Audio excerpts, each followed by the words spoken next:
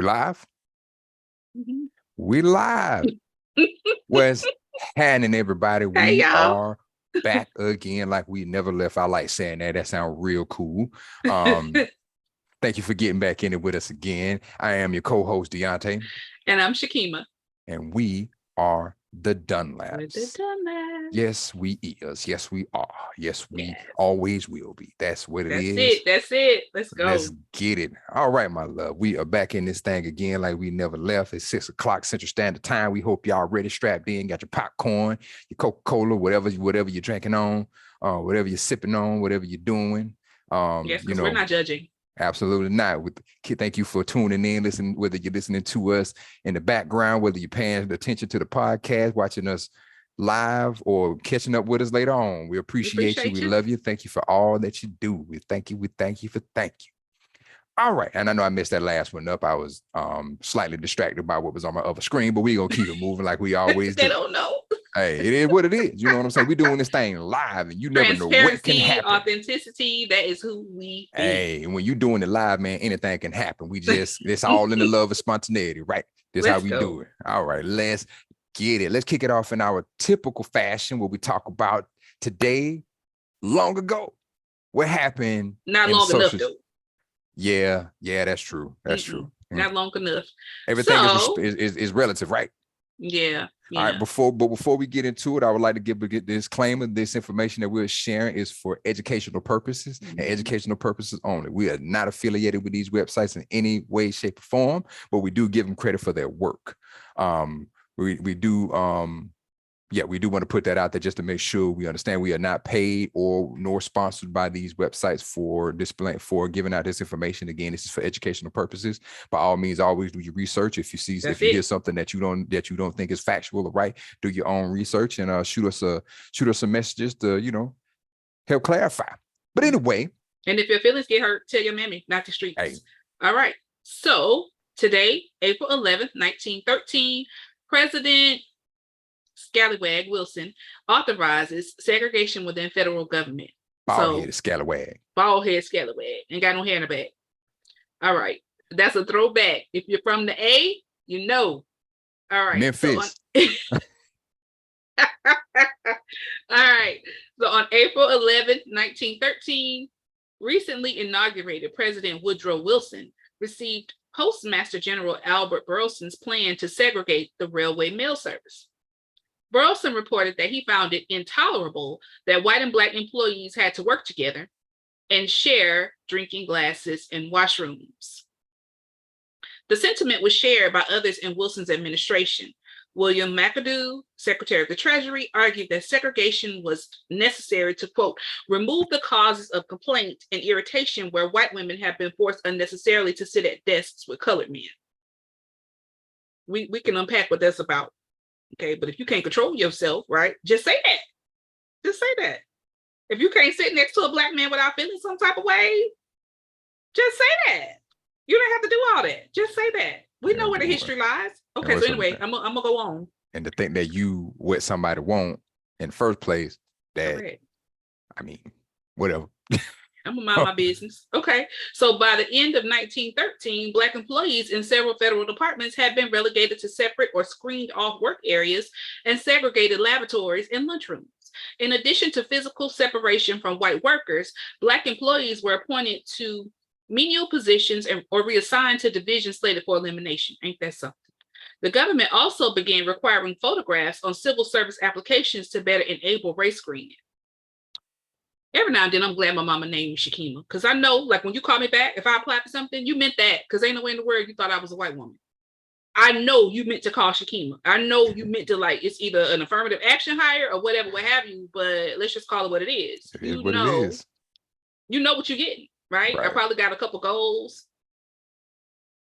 Probably got some big old hoops and bamboo earrings. I don't know, but it just sounded like the Black Panther movement. So if you called me, I know you meant to, okay? So although the plan was implemented by his subordinates, President Wilson, I almost said prejudice. You see that? Was that a Freudian? Or how he might have been. That might have been the ancestors. I ain't gonna give Freud no credit. The ancestors was trying to get me to say what his real name was. Soul came from your prejudice. Wilson. defended racial segregation in his administration as in the best interest of Black workers. He maintained that harm was interjected into the issue only when Black people were told that segregation was humiliation. Meanwhile, segregation in federal employment was seen as a significant blow to Black Americans' rights and seemed to signify official presidential approval of Jim Crow policies in the South. Segregated lavatory signs were eventually removed after backlash that included organized protests by the NAACP, but discriminatory customs persisted, and there was little concrete evidence of actual policy reversal. The federal government continued to require photographs on civil service applications all the way until 1940.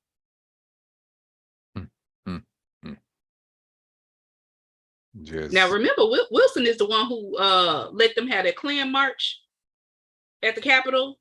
Mm-hmm. He was the one who showed Birth of a Nation, the first movie screening at the White House, and he chose to show D.W. Griffith's Birth of a Nation. And shout out to that garbage. William Trotter, the Black man, the Boston chapter of the NAACP, who fought him tooth and nail to prevent them from showing it in Boston. But he took it to them and said, we're not going for this. This is crazy. Like, why are we screening movies that incite people to go hang Black men? Right. But you know. But at this point, you know, it's like I'm not even surprised by half of this. It's like let the record speak for itself, I guess. But man. And that's, you know what, I showed my students my decolonized so I have some classes that I teach in the evening, and it's kind of like the classes are taught, you know, concurrently, and it's revolutionary rhetoric, which is American literature, and then those same students take a decolonized U.S. history class. And so on Mondays, I teach them the revolutionary rhetoric class, and we talked about James Baldwin last night, right? And so I showed them the clip from the Dick Cavett show where he was kind of like debating with Dr. Paul Weiss. He was a Yale professor of philosophy, and Weiss was just, you know, trying to overtalk James Baldwin, you know, trying to bait him into, you know, basically an egotistical battle. Right. An argument. But he couldn't do it, right? And so one of the things that James Baldwin said to him is that I don't really care about how you feel about me. I know what your institutions say you think about me. That's it. I'm not judging individuals. I'm saying that your institutions tell me what you think. Right. Right. So I'm not interested in debating whether or not you like Black people, you don't like Black people. I'm saying that the institutions in this country tell me how most, if not all, white people feel about it, right? And so the fact that this president did something that from 1913 all the way to 1940 wasn't changed. That's a long time. That's a long time. 1940, my grandmother was born in 1929. Right? Like that, when people start saying, well, that's in the past. Are you serious? I'm Gen X, and my grandmother was alive when this was happening.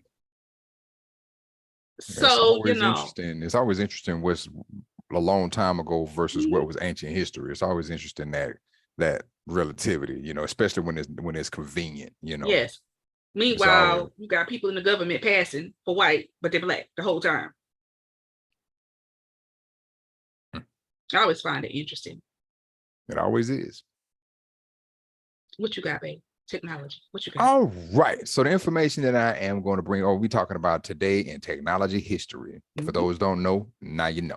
All right. So what we're going to talk about is the technology that came into fruition, the first that happened on this day in history. So we're talking about April 11th, 1957. And this may be something that not many of us know about, but it is something that we're all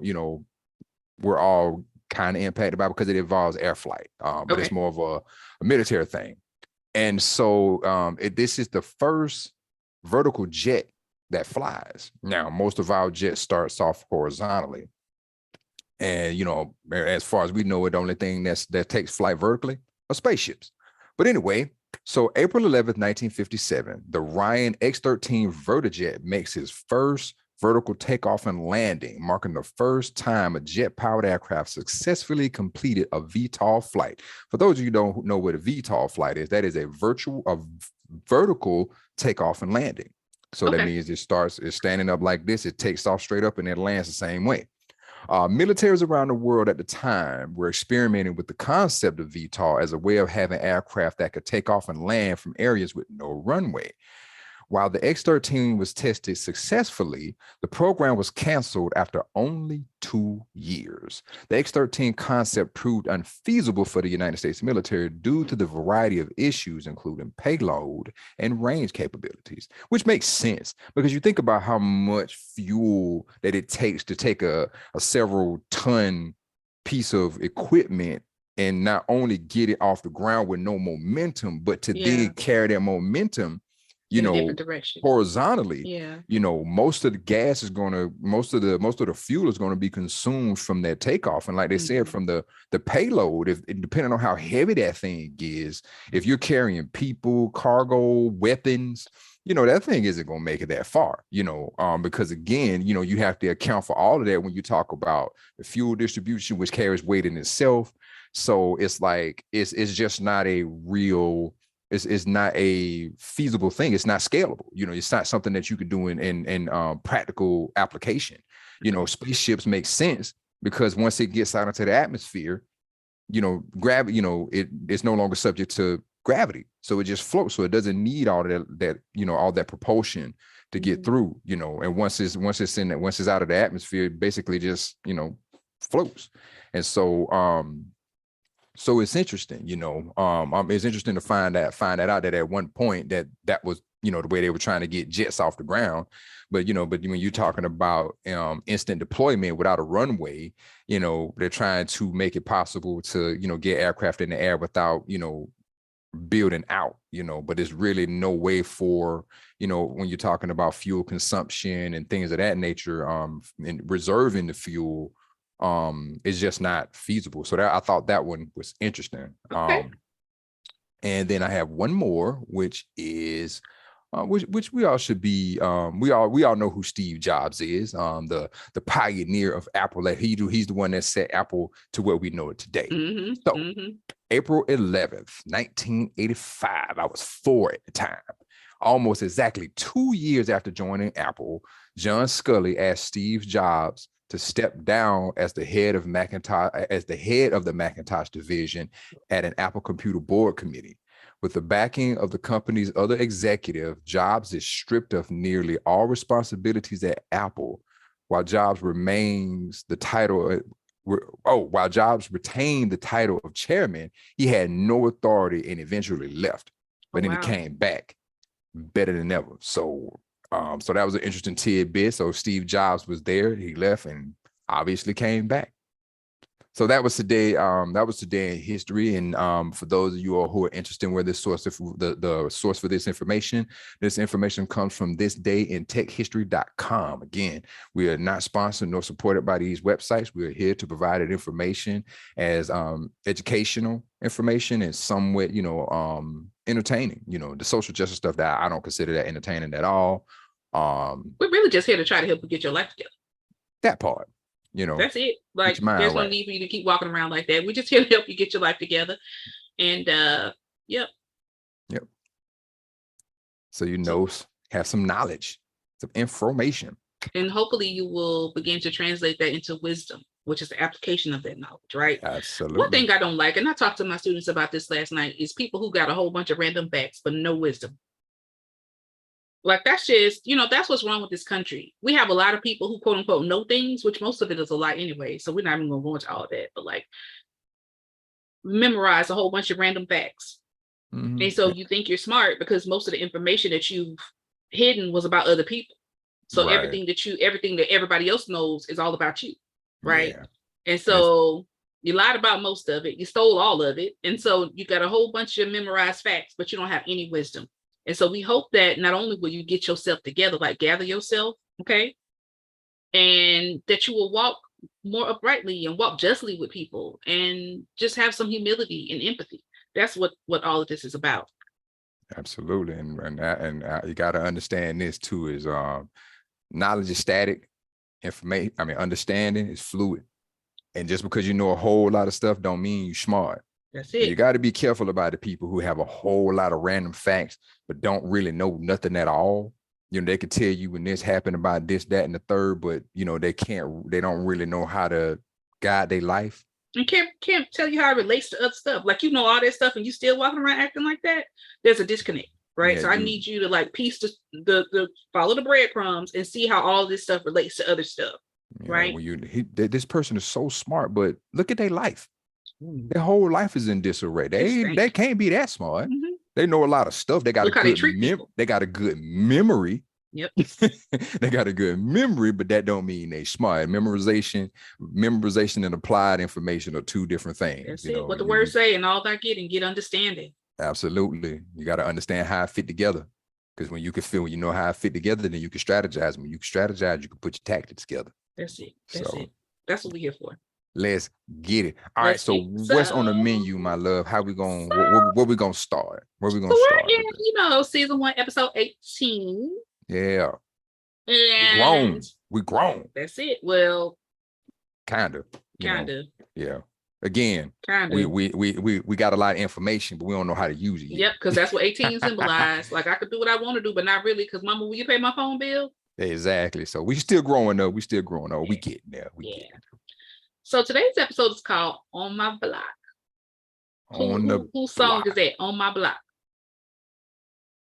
Whose song is that? I tried to tie in like the hip hop. Oh man, I know the song, but I can't remember whose song that is. Oh, that's Ghetto Boy, right? Oh, that's Scarface. Yeah, Scarface. Yeah. On My Block. Because I could hear the beat, you can hear it in your head. But I couldn't hear the voice. I was like, wait a minute. Face Mob. Let's go. All right. So this episode we're gonna do a little reflection. So hip hop is turning 50 this year. 50. Hip hop is actually a Leo. So who knows that? August 11, 83. Leo's in the building.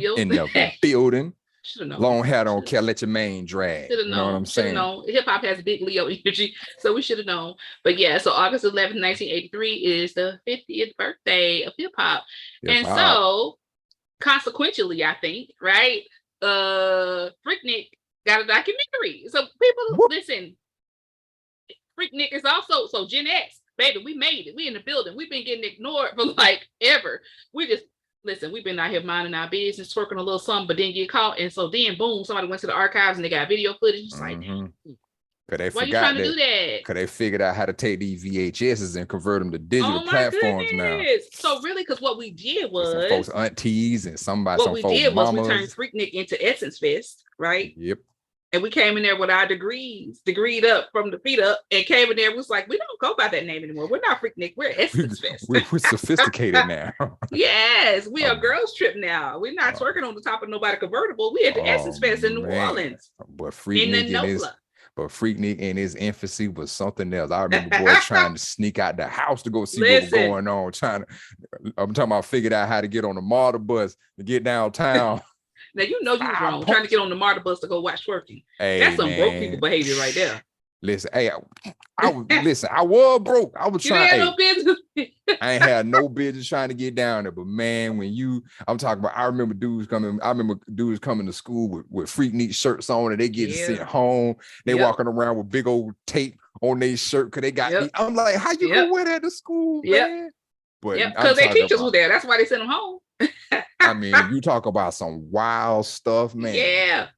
So we're going to get to that. We got some other stuff we want to talk about too, but that's what really so the whole On My Block was inspired by the concert that we went to this past week. That was fun. Fun. So I took my Booski to Dallas and we saw the Hip Hop Classics concert at the Toyota Music Pavilion. That was so dope. It was something to behold, man. That was an amazing show. They showed out. Yeah. So we saw Big Daddy Kane, Long Live the Kane. Oh man. We saw Slick Rick the Rubla. Saw man. Hang on. Before we move on, seeing that brother's change in real life is ridiculous. Yeah. It's the TV, the monitors don't do it justice. That brother had a pink and silver diamond encrusted African pendant. That thing took up half his chest. He had on. Dougie Fresh said he had on Slick Rick had on about $1 million worth worth of jewelry, and it looked like it too. I'm talking about it was a sight to see. But go ahead, what you were saying. I just had to take a moment to reflect on that because them diamonds still twinkle in my eyeballs. I'm reliving the moment because I was with you and it was fun. Absolutely. And I try to give you good date nights because I love you. Oh, so yeah. I appreciate Slick Rick was there. I think I said that because that was important. And I'm gonna say it again. Slick Rick was there, and nobody tells a story like Slick Rick. Like nobody. Like I know people your ruler try, but like nobody. When he get on there and start doing the children's story, like, who could compete with that? He patented the art of storytelling for hip hop. Yeah, so that was the creator of storytelling in hip hop. Rakim, the God MC was there. Make them clap to this. Listen, make them clap to this. Don't sweat the technique. Listen, that is my official training song. Listen, I've been listening to Eric B. as president all day, every day since we left there. Scarface was there. They had Bone Crusher. Oh yeah, Bone Crusher set it off.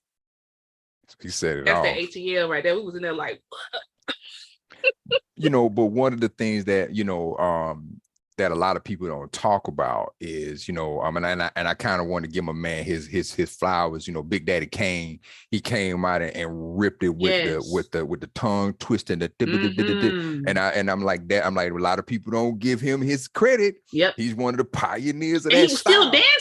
Still dancing. I mean, athletic is I had to salute him. I'm talking about you getting up there and doing all that, and you can sit up there and carry all them syllables in one breath. Listen, man, I'm like, come on, man. I mean, I got love for Bone Thugs and Harmony 3-6, Mafia, Twister, all them cats.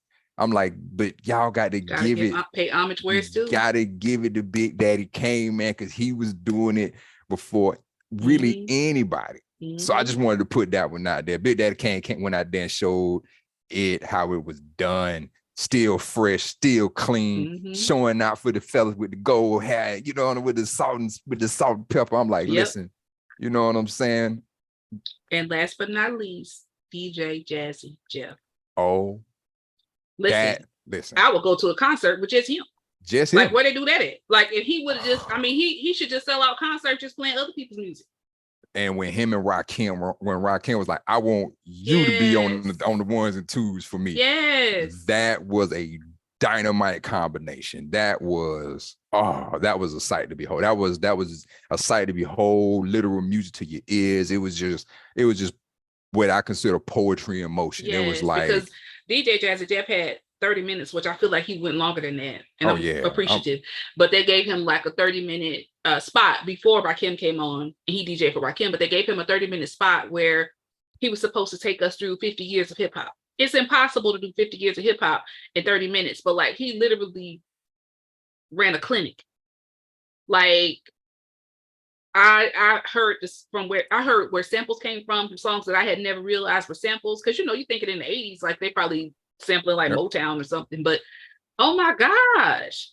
It was the brother is incredible. I mean, one of the first DJ to get a Grammy.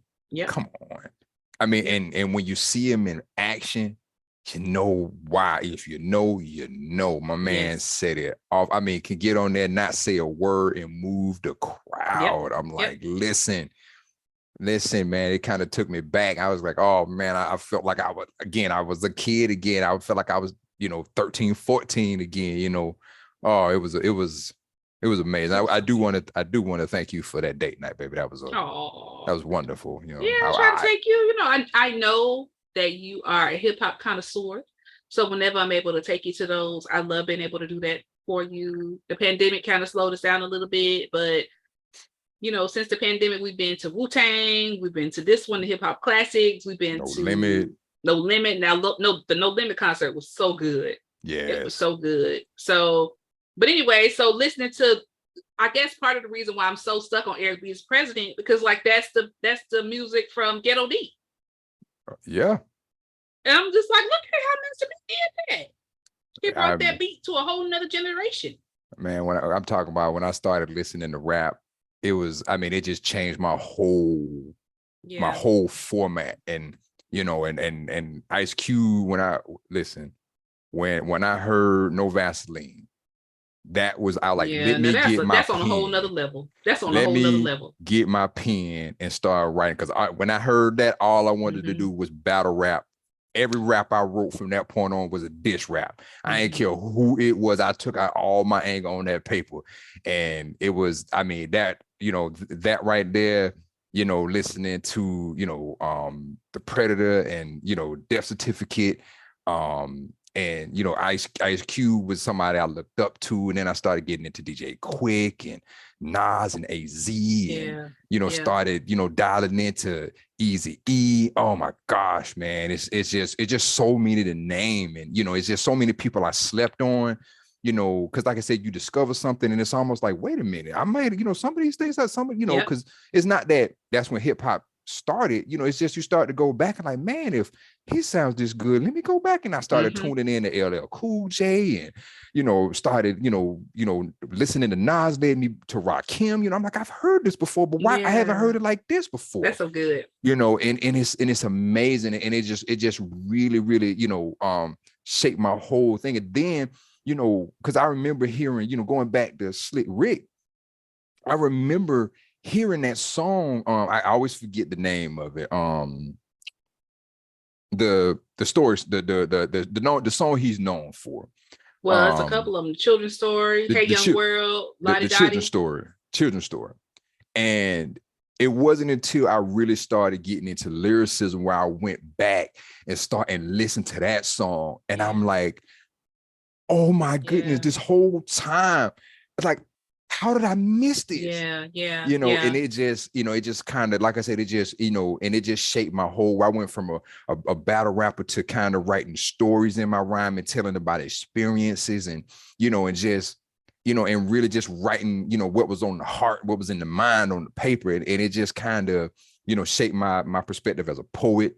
And it just, and it just shaped the way I just approach things. I'm always, careful with my words. I'm always, really thoughtful with, what I say before I say it. I think that's why I say, a lot, because I'm trying to get the right words, and, and like I said, the entire Illmatic album was like that. I mean, you named your son after the man. So listen, I'm talking about that. The Message, Fake Thug. Listen, I mean, just oh my God. I mean, it's just, being there to witness it, being able to kind of just take a step back into your own history when you just was in that phase in your life, that when I was growing my hair, I had all acneed up. I couldn't grow facial hair. All I had was big old sideburns, and just trying to find myself, man, and trying to find myself in my music, listening to people that spoke what I felt. It was just, man, it just shaped my whole, like I said, my whole paradigm. The truth be told, as an adult, I still see the world through a lot of those lenses. I still verse a lot of my life in a poetic way, because you really everything means something. And and when you can take something, when you can take something from your life and you could put it on paper and express how it makes you feel, it just does something different to you. It just it helps you become, it brings out that depth of yourself. And so I just, it just, kind of made me kind of get back to the essence of, who I am as I'm a glad, person. That was an amazing. I'm glad. And speaking of The Message, yesterday when I was coming back from picking up the groceries, I was listening to The Message, Grandmaster Flash and the Furious Five, and I'm like, the lyrics, I want you to go back and listen to that again. Like, a lot of the songs that came out, I'm Gen X, but I'm on the tail end of it, right? So a lot of that stuff, I was a kid, and so I didn't even have like a worldview that would allow me to understand what they were trying to articulate. Like I just remember dancing to it. I could tell you what dances we did: the WAP, the Reebok, the Cabbage Patch, the Gucci. I remember that stuff, but I don't actually remember the lyrics. Like I might remember the hook, but just listening to it as an adult, and I'm like, nothing's changed. Yep. Nothing's changed. The message remains the same. If anything, it's gotten worse because we don't have people like them actually speaking for us. That, you know what I mean? Like we don't actually have them who are mainstream. Like most of the people that we have are mumbling, drinking lean, stripping on the camera. Like you can go back and actually see how our community got lost. Yeah. You know, and I think it was on purpose. It was by design. It always is. You know, it's like the crack epidemic produced hip hop. We wanted to say something to ease the pain and fight back. And it was like, okay, so if that's what you're going to do with it, then I'm just going to infiltrate the music, right? Because I realized, remember, the enemy is the prince of the air. Yeah. So anything that got something to do with airwaves, that's his territory, you know, and that's just the unfortunate part about existence on this plane. But rules are rules, right? And so, like, when people don't have the capacity to see beyond, like, okay, this is what they're playing, why? Why is my community the only community that's getting these lyrics? And like, yes, their children go buy that music, but they don't play that at their house. Mm-hmm. You know what I'm saying? Like, we're the only ones that bump that stuff in the car with our kids and all kinds of stuff like that. You might see other communities, teenagers listening to it, but their parents are not going to give them that, right? Right. Even watching Cardi B with her WAP song, she was on a Facebook Live or Instagram Live or something, and her daughter Culture came in the room and she turned that stuff off. She was like, no, I don't want my daughter listening to this stuff. If you let your kids listen to it, that's on you. But this music is not made for children, it's made for adults, right? And I just, you know, you see our people like with their kids in the car, and the kids know all the lyrics, and it's just like, you know. But I also think back to when my kids were little and Cash Money was taking over for the 99 and the 2000. I don't know if I didn't sing them lyrics. I mean, I was in there. Hey, you know, like, so I just, each generation has its own thing, but it just feels like it's definitely getting worse, you know. Right. I don't know, but like I said, Freaknik, Uncle Luke. I used to call rap, I used to have an acronym. I used to call it the righteous anthems for the people, you know, because that's what it was. You know, when you go back to its original essence, it was about the message. It was about, you know, uplifting. It was about, you know, Queen Latifah's and the public enemies out there really, really, you know, saying what needed to be said, you know. Because you can listen to, you know, some of the other genres of music and they're all, you know, and the songs are uplifting and they have like positive meanings, and you know, even, you know, some of the other stuff, you know, you got like, you know, heavy metal, but even some of that stuff, you know, has some, you know, some deeper context to it. It wasn't all like, you know, death metal, but you know, even that, I'm like, you know, and you try to find meaning in the music that speaks to you. And nowadays, everybody, you know, talking about partying and sleeping with people, girlfriends, and, you know, popping pills and drinking lean and, you know, doing it again the next day. And, you know, it's a whole it's a whole another paradigm. And it's like, and people don't really, and it's like, we've diluted the meaning of music. You know, music, I think music at its essence has always been a spiritual thing, you know. Yeah, absolutely. You know, even, you know, going back, you know, just the beating of the drum, you know, it captures the mind, it captures the body, it captures the spirit, man. And when people listen to some of this stuff and you get to repeating it over and over and over, it's just like an affirmation. And people don't get it. It's like what you say, what you repeat. You know what I'm saying? That's why we teach children stuff through songs. Right. You know, and it's like the simplest things, it's like we take for granted. It's like, it ain't just music, man. It's not just a song. It ain't just something for people to vibe to and get lit to. No, come on, man. It's like, this is, you know, this gets it to your essence, and you wonder why it drives certain behavior. Yep. You know, and because if you listen to certain R&B songs, like, it'll have you thinking you in love with somebody that's totally wrong for you, you know, or to have you glorifying struggle love, you know. What was that song you told me about with the Kill Bill? Oh man, SZA. That girl on the song talking about she wants to kill her ex and his girlfriend. That she'd rather be in jail than be alone. Or she'd rather be in hell than be alone. And it's blowing my mind that, like, no, I haven't even heard, and maybe I'm operating in the wrong circles, but there should be a tremendous backlash. Like, why would you even get in the booth and say that mess out of your mouth? And it's like, these are things, and it's like, to take away the impact that music has on communities. You know what I'm saying? It's like, you know, when you say something that sound good, people gravitate to that. Yep. That's why people gravitate to politicians, because they say things that sound good. That's it. You know, and it's like, we're not, again, words, spelling, casting spells. It's like we're at war on every level. You being hypnotized, and these spells are being dropped on you. You just think it's just a song. Yep. But it's like you wonder why you can't stop hearing it, even when because you don't even know what they're mumbling about. Like, let's be honest. Like, what if they on there cursing you and telling you, you don't even know. But the issue is that, and I think that it's kind of appropriate for us to be talking about this. We won't spend much more time on this because I really want to get to the other topics. But just this idea that like now all of these famous musicians are being quote unquote exposed, right? Like, look how long this stuff was going on. That stuff been going on most of my lifetime. And now people are all of a sudden starting trying to dump on the same few people. And it's like, okay, but like nobody's actually exposing the people behind those people, right? Right. So like here we go again, right? Here we go again, and saying that, these 4 famous people did all the dirt in the whole industry. How? And who was behind, who funded them, right? Like, I don't know. Yes, you want exposure, but you also want the truth. Like, don't play in my face and tell me that's all there is to this. There has to be something else to this. Because like Nino Brown said, none of us own a poppy field. That's it. We need to go watch. We need to go watch New Jack City again. Oh, it got Christopher Williams in it. Oh, my bad. You know what? Hey. Anyway, no shade to Christopher Williams. It was just, if you've been paying attention, then you understand why I giggled and chuckled a little bit. Okay, but anyway, so we're gonna move on. Oh, if you know, you know. Like I said in the show, notes. On a serious note, let's talk about these magnificent Tennessee 2. Oh man, this is when I tell you hypocrisy.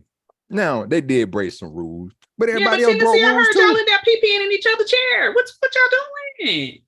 And the crazy thing is, it's like, nobody's asking the real question, right? It's like if people you think about, because I'm thinking about this. It's like these individuals, they're willing to break the rules for something that means something, and that's something that you don't see a lot today. When we're talking about gun violence, right? Now, I believe in the 2A. You got the yappers around all day. But at the same time, it's like when we're talking about young people that are being that these things are being turned on. I don't care if it's a semi or an assault rifle. When we're talking about young people, children getting affected by this, that's when I have an issue. And these gentlemen put everything on the line for the children. Wu-Tang's for the children. You know what I'm saying? And they stood up for something. And it's crazy how it always boggles my mind is when the people who stand up for something, they're the ones who get stuff down the hardest. And it's like, and it's like you want to talk about it, and it's interesting when the rules come into play, right? It's like, okay, when I was listening to the one brother's address about, people who are under investigation, who've been accused of certain, who's been accused of certain things, people peeing in chairs, just all of these things that under normal circumstances, you would be like, okay, these people, that should be reprimanded on some level. And it's like, and they say that, and kind of reading up on this, they're talking about how expulsion is a unprecedented thing. It's a rare thing. And I think they say only like got the audacity to open up and pull out their wee and pee on one of their colleagues' chairs. And that didn't get the kind of backlash is somebody using the bullhorn to protest. What really gets me is the idea that they're trying to make it seem like, oh, this is such a big thing, because apparently only a handful of expulsions that have happened in Tennessee history, right? And what were those for? Do we know? They didn't say. They just kind of alluded. I think they said it's about. Okay, I don't want to misquote, but it wasn't many, and they're like, how this is a big deal. I'm like, okay.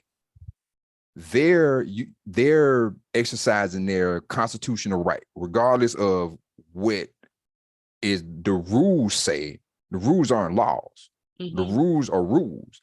And the fact that they were willing to put all that on the line, they were like, yo, we breaking the rules. I'm sure they knew they were breaking the rule, but it's like, it's children out here dying. You're talking about children that ain't even hit They ain't even almost hit puberty yet, and the fact that these gentlemen put everything on the line to fight for these kids, and the fact that they're going to apply the rules based on that. Okay, so let's I found something, babe. And before we go into that, I seen some footage of the way these young people who were there protesting, how they were handled by the police. And I'm like, where do we, it's like, don't y'all know the world is watching? Meanwhile, people who went into the Capitol on January 6th went in there and smeared poop on people's stuff and everything. And I'm like, don't y'all know the world is watching? Not only is the world watching, but upcoming Americans are watching. And it's like, what are we telling? We sell this idea that every voice has a place. We sell this idea that, we uphold these values, but when the values are put on the line, then all of a sudden, oh, the rules is in, we got to follow the rules. And it's like, okay, but what about all those people who, again, peeing on chairs? You got people who got allegations of sexual misconduct. You got people who allegations. I forget what the other allegation was, but it was some other outrageous stuff. And I'm like, isn't that worth exposure? Isn't that unworthy of a representative of the state? And but you expel these individuals for this. Yep. And it just, and individuals that were voted into their position. Their constituents selected them, and you completely overrode an entire population of people's vote to do this. And that's why when things like this happen, I'm like, I thought we had checks and balances in this place. Like, where was the veto? How did it even get there? And I get it. Oh, they used the bullhorn. It's what you somebody said. Somebody peed on the chair. I don't know what's worse. But let's take it a little further. It's what you said about them calling it disrespectful. That's such a loaded term, because the white woman didn't get expelled. Somebody saved her by one vote. One vote. So that same person who saved her by one vote, how come they couldn't save them by one vote? So here's the kicker. It said in the state of Tennessee, expulsions are rare. Since the Civil War, only 8 representatives have been expelled, right? Before this. So 6 representatives were expelled in 1866 for trying to prevent the passage of the 14th Amendment, which granted citizenship. Yeah, that's what I read earlier today. It was about giving free slaves. Yeah. So now that slaves are free and can actually get elected, you're going to use the expulsion to keep them out, right? And so in 1980, Republican Representative Robert Fisher was expelled for bribery, and Republican Representative Jeremy Durham was expelled in 2016 for sexual misconduct. Again, so using a bullhorn. But that's somehow disrespect. No, it was you feel disrespected because you don't agree. Well, you feel disrespected because you don't think that those particular people should have anything to say to you. That's what it is. Let's just call it what it is.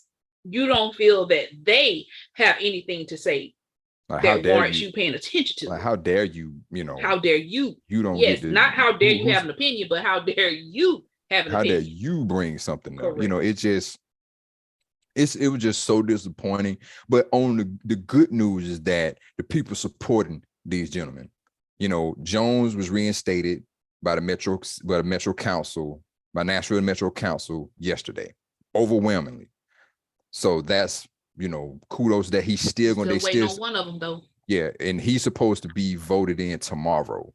And both of them are graduates of HBCUs. Shout out. Neither one of us are, but we recognize the work and importance they are in the community. So but they still, apparently, from what I've read, they're going to still have some special elections to basically revote these gentlemen back in. And I'm like, why? Wasting taxpayer money. The people have spoken. Obviously, they already spoke the first time. And it's like, so y'all gonna fix it? Y'all finna read the game is what y'all trying to say. Because they're gonna gerrymander. What you gonna do is you finna move the goalpost. You finna rig this election, and you finna take these men's seat. It's like it's fraudulence written all over it. It's like your hypocrisy is showing. It's like your shade is showing again. And it's incredible. I'm like, I'm trying to I'm trying to maintain my composure because there's a lot of things I want to say that I ain't trying to get FCC for. So but it's appalling. It's just it's interesting when the rules are applied and when they're not. So it's just fascinating times we live in. I mean that in the most sarcastic way I can mean that. It's fascinating. But anyway. Well, we got a few more minutes. So if you don't mind, if it's okay with you, my love, I would like to talk about something that you first brought to my attention. And it's a clip from Abbott Elementary where Quinta Brunson's character, Janine, is having a conversation with a mother, Cassandra.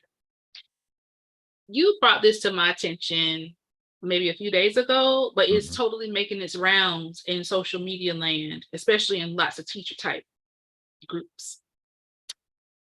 Let's talk about it.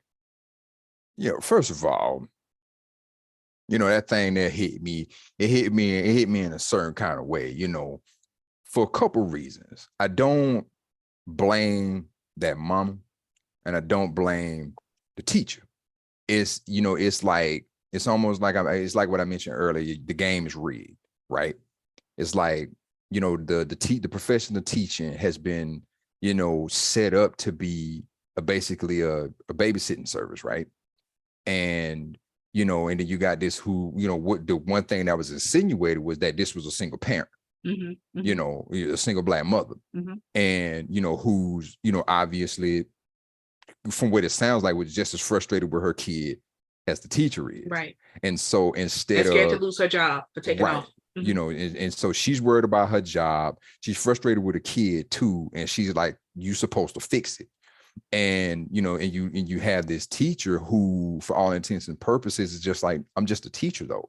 I'm just, I got at least 29 other students that I have to attend to that have similar or worse situations going on. And you see this teacher trying and being courteous and trying to help. And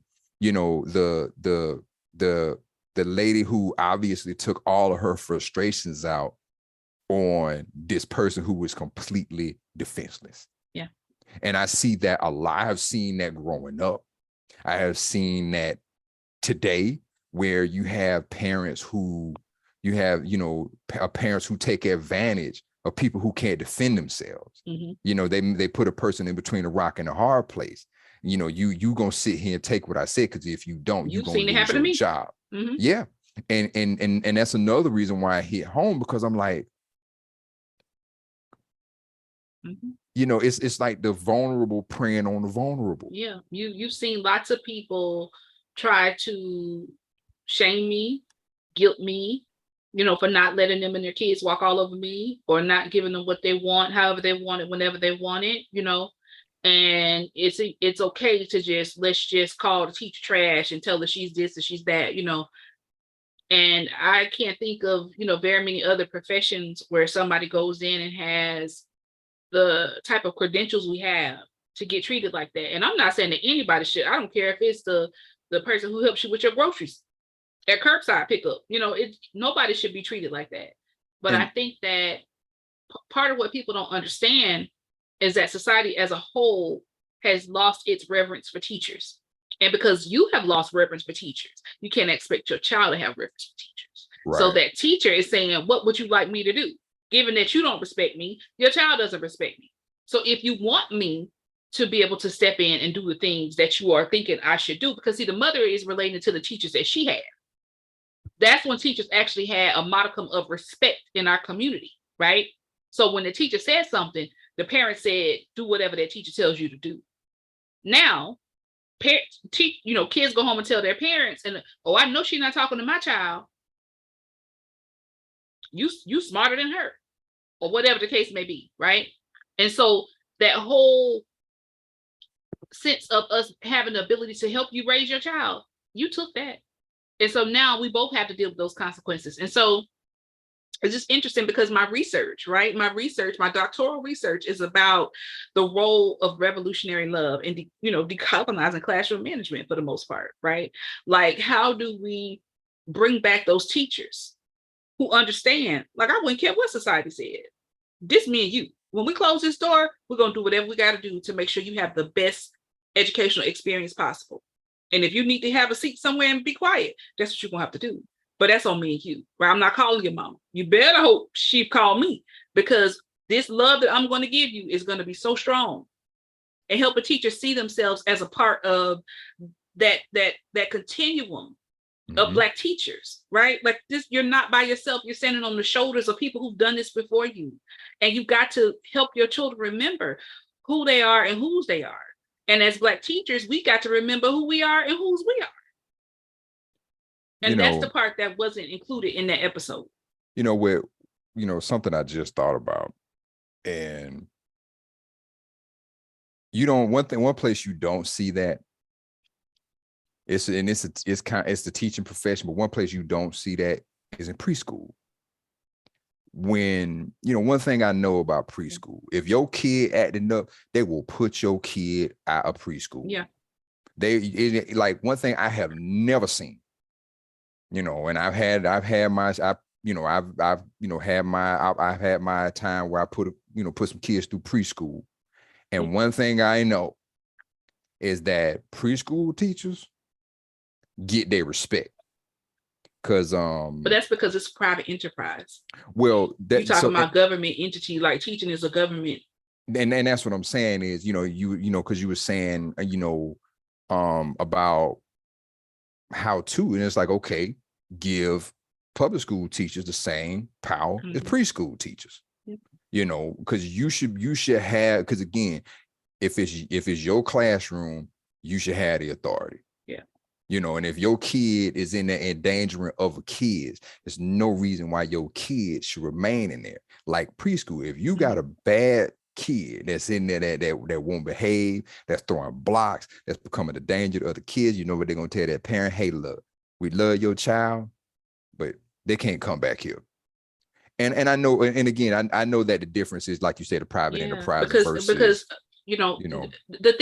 thing that people don't understand is that there's nothing that provides for public education. Like there's nothing that said, and so it just says that if you get federal funding, you cannot discriminate. Like it just says that you got to abide by the same rules that anybody else has. And then that people expect that, oh, like my child is entitled to this, and no, your child is not, and that's why we're seeing people voting on vouchers.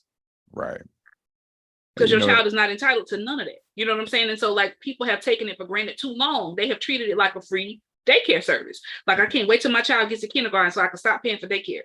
That is not what school is. That is not what school is. And it's interesting how other public, quote unquote, public servants aren't treated that way. Like police don't get treated like that. Firemen don't get treated like that. And it's like they should be, teachers should be held to that same esteem. Because, for all intents and purposes, y'all build the foundation of the country, just like the police and the fire department and, and EMTs, they provide an essential service to make sure that people are healthy, people get the emergency care they need, people are protected, and things of that nature. And it's like they're held to, high esteem. And it's a shame when you see, people who put it on the line, and now you got it. Now you have schools in a place where it's virtually, dangerous, to be more dangerous, just as, you're in the line of fire, for all intents and purposes. And it's like, and then there's still these level of expectations. And again, I think it's the weak preying on the weak. It's like people who go into somebody's job and start something. It's like you wouldn't do that under normal circumstances. You taking your frustrations out on people who can't do nothing about it. You giving responsibility to people who can't do nothing about it, because if something happened to your kid, they're gonna be held accountable. And the scales are so imbalanced. It's like the consequences of up here, and the consequences and the responsibility is up here, but the respect, the pay, it's just so, the power Yeah. You know, because there has to be some power here, you know, or else nobody is going to, respect the teacher. Because like going back, like when I was in school, you know, I think when I was in my younger grades, I would go into school with teachers could paddle you.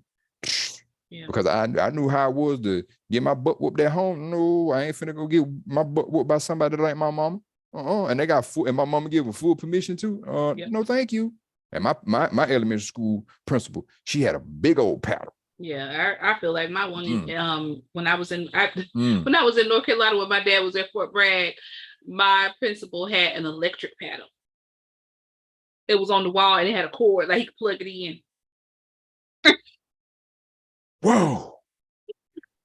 That is, I never got it, but yes, I did see it. Well, I know my principal when I was in elementary school, man, she had a paddle. That joint had to be about that joint, and I think he had her sorority letters carved into it. Boy, yeah. Boy, them joker would come back to me and say, "He ain't hurt." Like, yeah, why your eyes red? Like, I bet you ain't gonna go back in there and get it again. Like, no, I ain't going back.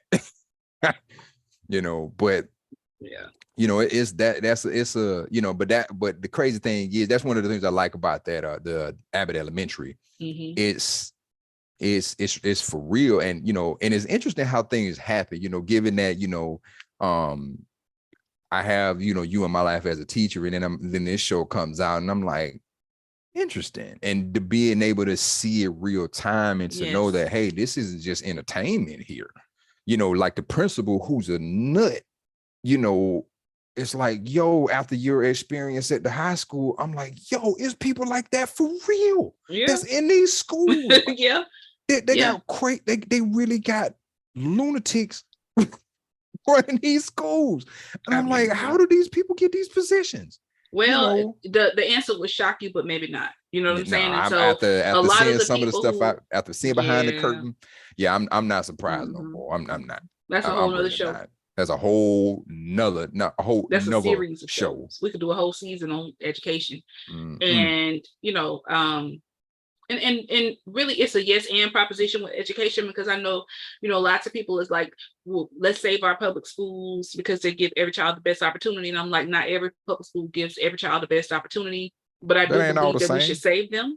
Yeah, you know, I agree. And so like, but to deny that there's anything wrong with them for the sake of pretending like if you gotta, you know, put blinders on and just save them at any cost, even though you know they're not doing the best for most of the kids in certain neighborhoods, you know, I think we just have to have that nuanced conversation. Yep. But and I think most people are unwilling. It's like you have sides that say, you know, everything that's not, you know, 100% public education, no charters, we hate this, we hate that. And then you have some people who are like, you know, but what about the kids who are not, their public school is not equal to your public school. Right. You know, they don't what should those funding. kids have? Right. What if their tax base is not giving them a quality school? What should those kids do? And I just think it is a very nuanced conversation. And I would like to hear people have a more balanced approach to both, you know, because at the end of the day, if that was your child sitting in that seat, you wouldn't think it was okay. Yeah. You know, the people who talk about that stuff are the people whose kids don't go to those schools, right? And so a lot of good teachers stay in those schools because they love those children. And despite everything else that's happening in those classrooms, they really want to give the best education possible. But people are running those teachers away. Yep. It was bad enough when the administrators didn't know what they were doing. And we were like, wait a minute. So I'm gonna ignore you. I'm gonna do what I gotta do for the kids, and then I'm just gonna ignore the fact that you have never even really taught. Like you don't even, but you tell, okay, whatever. I'm gonna ignore that. You know, and so now it's just gotten to the point where it's almost intolerable to be a teacher. So we'll see how it goes. But shout out to Abbott Elementary for you know, challenging us to have those difficult conversations. Absolutely. That's still one of my, I have to admit, that's one of my favorite shows because it's really, really funny. It's incredible, and like I said, I think it's because I'm married to you, and I can relate to it vicariously, you know. So and shout out to all the educators. Shout out those who really, really care, who really understand what it means to take care of the most vulnerable in our population, who really, really care about these children. We really do appreciate, because we know it ain't everybody. You know, we know it ain't everybody. Like you said, it's in the nuance, it's in the details. You know, it ain't the same everywhere. And there's a lot of good teachers and that could use an opportunity in a better place, but they choose to stay where they know they need it. And I know that's a hard thing to do. And I salute anybody that ride for the cause, man, because when you make it bigger than yourself, you know, you should definitely be respected. And I have to take my hat off to anybody that's riding for that cause, because I live with one of them, and I admire you every single day. You know, thanks, babe. I love you. I love you too. Well, y'all.